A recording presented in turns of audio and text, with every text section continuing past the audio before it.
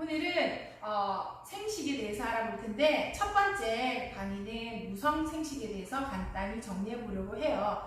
여러분들 그 생식이라는 거 말은 많이 들어봤잖아요. 그럼 생식의 뜻이 뭔지 먼저 한번 짚어보고 갈까요? 자, 그러면 판서를 같이 하면서 정리해 보도록 할게요. 자, 첫 번째 생식. 생식은요, 생물들이 이렇게 자손을 낳아서 번식하는 그런 과정을 생식이라고 해요. 뭐라고 했죠? 제가 자손을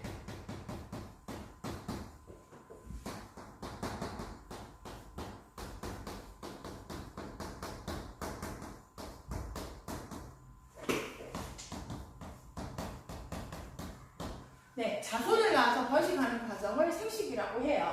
자, 그러면 이 생식에는요, 크게 두 가지가 있어요. 무슨 생식과 무슨 생식으로 나뉘어지냐면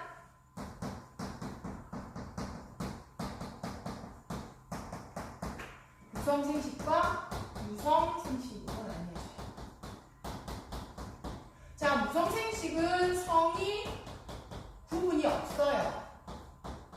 그리고 유성 생식은 성에 구분이 있다는 얘기죠. 자, 그래서 유성생식과 무성생식으로 나뉘어지는데요. 오늘 할 것은 이 무성생식에 대해서 얘기할 거예요. 자, 그러면 여러분들 이걸 하기 전에 여러분들이 암수라는 말을 알아야 되는데 암수 생식세포라고 들어보셨죠? 네, 세포 분열을 하게 되면 생식기관에서 만들어지는 생식세포가 분열해서 이렇게 나누어지면 부모 한쪽과 또 다른 부모 한쪽에서 생식세포를 만나서 두 개가 하나의 개체로 수정이 되는 방법이 있는데 그건 유성생식에 해당하고요. 이렇게 암수 생식세포의 구분 없이 그냥 바로 번식하는 과정, 이런 과정을 우리는 무성생식이라고 해요. 그럼 제가 한번 정리를 해볼게요. 자, 무성생식의 뜻은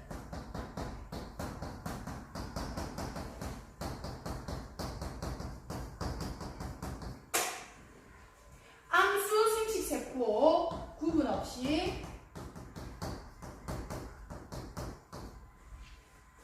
번식하는 방법이에요.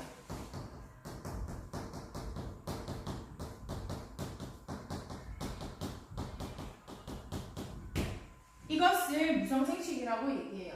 암수 생식세포 구분 없이 번식하는 방법에는 다시 크게 네 가지로 나뉘어진다는 거죠. 암수 생식세포 구분 없이 번식하는 방법 몇 가지? 네 가지. 첫 번째가 분열법이에요. 분열법이라는 것은요, 하나의 개체에서 세포 분열이 한번 일어나요. 그러면 두 개로 나뉘어지잖아요. 그랬을 때 그 각각이 하나의 개체가 되는 거예요. 그래서 그림으로 표현해 본다면 하나의 개체가 있는데 분열을 하게 되죠. 분열을 하게 되면 이 두 가지는 각각의 개체로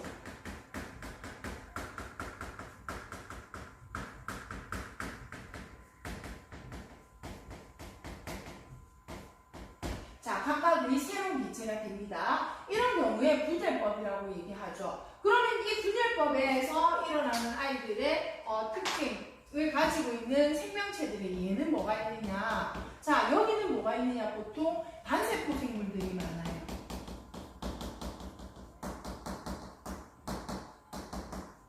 그 중에서도 아메바나 집신벌레 같은 경우, 그리고 또 어떤 것들이 있느냐? 세균 종류들이 많아요.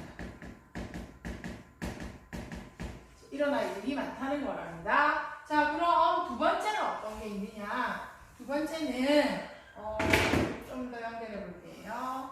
자, 두 번째 같은 경우는요, 내 몸에서 혹 같은 것이 쭉 나온단 말이에요. 그래서 혹처럼 돌기 같은 것이 나와서 툭 떨어져 나가면 그건 역시 하나의 개체가 될 수가 있는데, 그런 방법으로 만들어지는 경우를 우리는 출압법, 출아라고 얘기를 해요.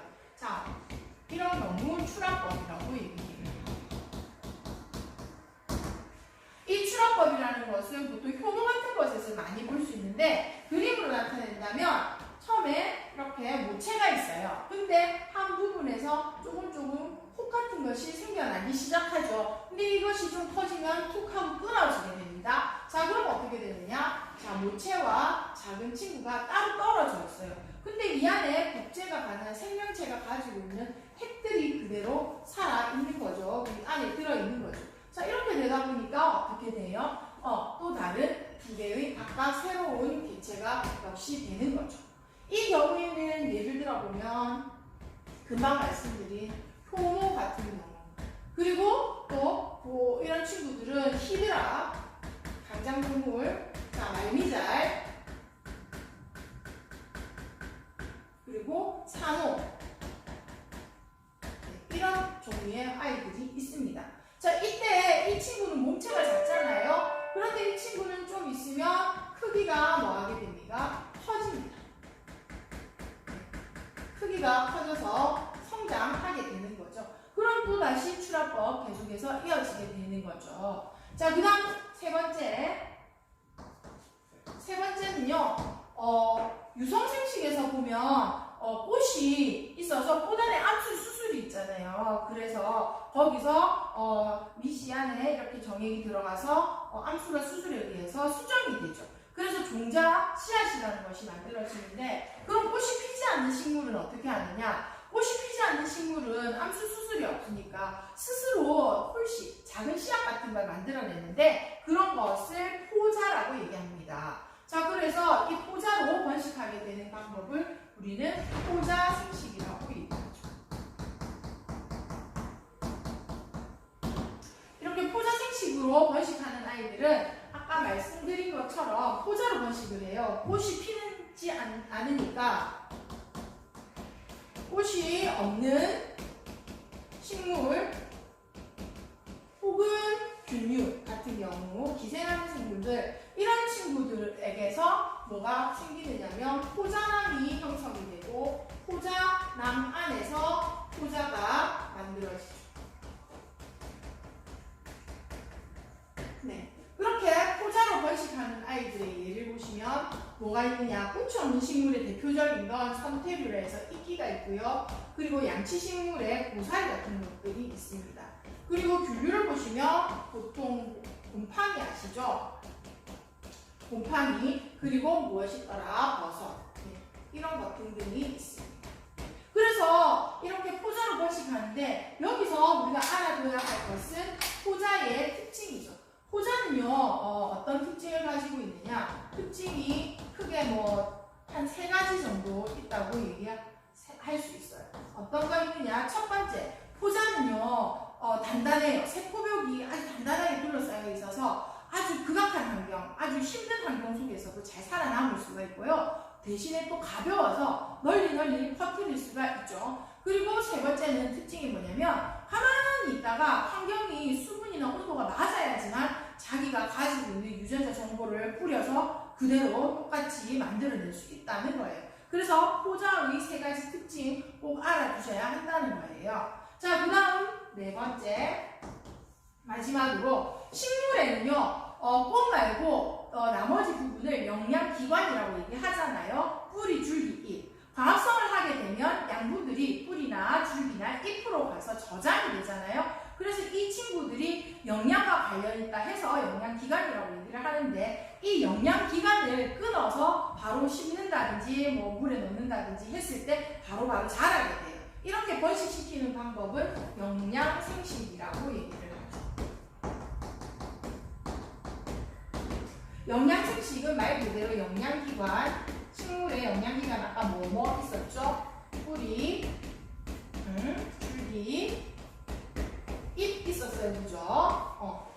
주로 뭐 하게 되는 거? 번식하게 되는 아이들을 영양기관, 영양생식이라고 얘기를 합니다. 자, 이렇게 영양생식하는 친구들은 주로 무엇이 있느냐? 밑에 글자가 쓰여진 게 보이나 모르겠네요.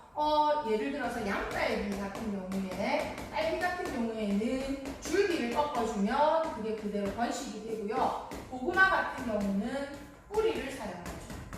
그럼 고구마 친구 누구? 감자는 줄기로 번식을 할 수 있고요. 그 다음에 다육이 같은 거 있잖아요.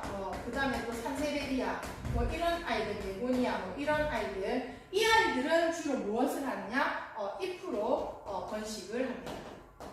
그래서 오늘은 이렇게 무성생식에 대해서 간단히 알아보았습니다. 여러분들 생각하면 쉽죠? 크게 네 가지 있어요. 무성생식. 암수, 생식, 세포 구분 없이 번식하는 방법으로 분열법, 출합법, 호자생식, 그리고 영양생식 이렇게 네 가지의 생식 방법이 있었습니다. 다음 시간에는 유성생식에 대해서 좀 더 이야기해 보도록 할게요. 여러분 그러면 열심히 공부하시고 이번 기말고사는 성적 올려보시기 바래요. 안녕.